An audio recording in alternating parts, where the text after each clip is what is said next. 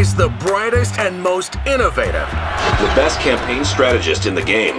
Responsible for the greatest political upset in history. You're a fighter, Jane. I'm giving you another shot at the title. When we first meet Jane Bodine, she's someone who has had to remove herself from the world that she'd spent most of her life in. We meet her at a very vulnerable point in her life, and the doorbell rings, and she's summoned to get back in action, kind of like a gunslinger might be called back to right a wrong in the Old West. It's a presidential campaign in South America, Jane. How far are you behind? 28 points. The opposition has hired their own American, Pat Candy. There she is, Jane Bodine. Pat? Pat Candy is Jane's ultimate rival. They have a history. And so when we first meet in the movie, it's like, oh no, here he comes. And I'm like, oh good, there she is. What happened to your hair? You still got a great sense of humor. It's gonna be a good one.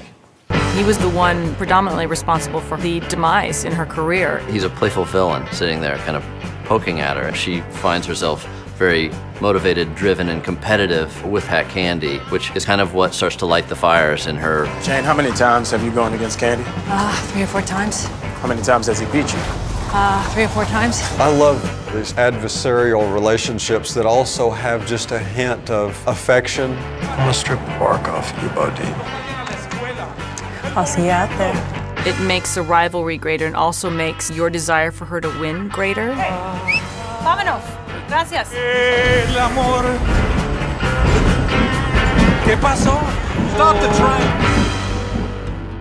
In our original script, it was a man who was the lead protagonist. And then Sandy had read it, and she's like, God, well, there's no roles like this for us. And I thought, let's completely change it. Let's make her a woman. The thing I loved about this role was that there didn't seem to be any boundaries for the character. I mean, both emotionally and in tone.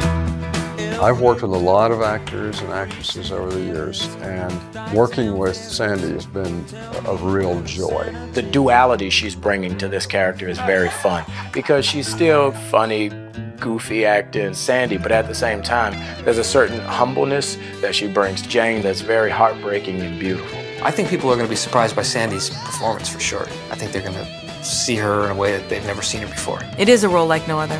It allowed me to do something different. I am the one running for president. Okay. I am the one in charge. Do you understand? No. You can't repeat anything that you've ever done before. You should do things that are just scary and frightening. I knew that this was a once-in-a-lifetime opportunity.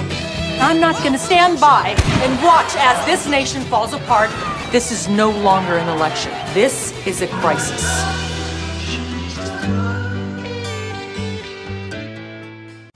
Marvel want to bring back Peyton Reed for Ant-Man 2.